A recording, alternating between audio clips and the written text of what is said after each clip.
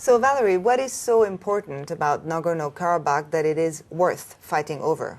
Is it about natural resources? Is it about a long-standing conflict of influence between, say, Christian Armenia and Turkic Muslim Azerbaijan? Well, there are natural resources in Nagorno-Karabakh, like gold, for instance, but not in quantities sufficient enough to justify any conflict, and this has never been the issue. Nor is it considered a religious conflict. I mean, Muslim Azeris and Christian Armenians have coexisted for centuries in the region. Why should anybody care about this small territory? Is that if the conflict really degenerates, it could affect not only the region but the whole of Caucasus and potentially destabilize the whole of Europe and beyond. Indeed, Russia has historic ties with Azerbaijan, yet backs Armenia in some ways. Turkey is on the side of Azerbaijan. Is there a war of proxy, as it were? Well, that's where the bigger picture comes in. Russia, indeed, has been supporting Armenia. It's its main arms supplier. It has two military bases there. One is bordering Turkey.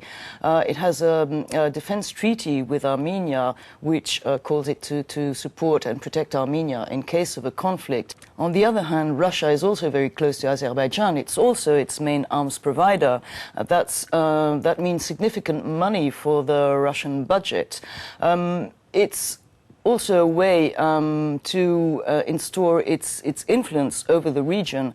Again, Turkey also wants to develop its influence in the area, in the Caucasus. So yes, it has been a war of proxy, not quite a war, but a war of power. You said, Valerie, that Russia provides weapons to both Armenia and Azerbaijan, which is in itself interesting.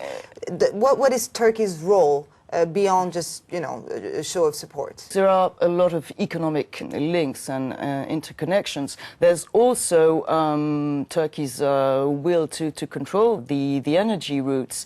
And finally, and maybe the most important, is the will of Erdogan to show that he is supporting all Turkic Muslim minorities throughout the world. And this is a very important component in the stand of Ankara.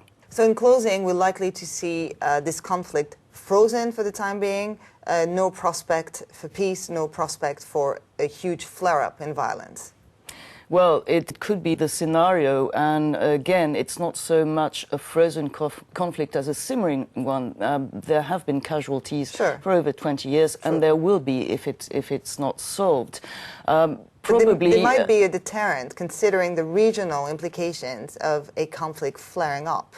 Indeed. With all the powers at play. If Turkey is involved, if Iran is involved, which is another neighboring country, if Georgia is involved, which is another neighboring country, it could lead to a very, very serious and dramatic situation for the whole region, for the whole of Europe, and beyond that, indeed. One unknown factor which could play a role in the evolution of the situation is also the personality of the leaders involved, Aliyev in Azerbaijan, Sargsyan in Armenia, and also Erdogan in Turkey, and Putin, of course. So we'll see. You'll be reporting back to us. Thank you, Valerie. Thank you.